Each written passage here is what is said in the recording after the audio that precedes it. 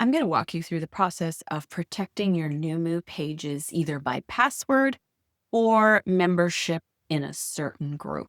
And that process is super simple.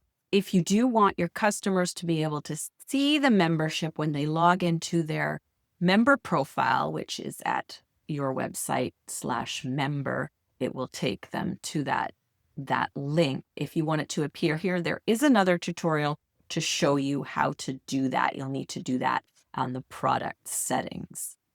But for page by page basis, we go over here and we're on this page here. So we go to the settings, we go show settings, and you can see that this is protected to members only. You can also do password protected. So if you want to give somebody a password, you can.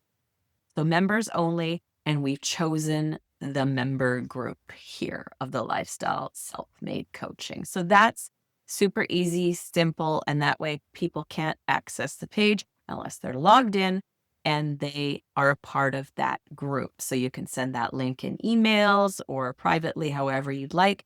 And again, if you do want it to be showing up on their profile, you'll need to do that setting in the product, and the other video will show you how to do that. If you have any questions, let us know.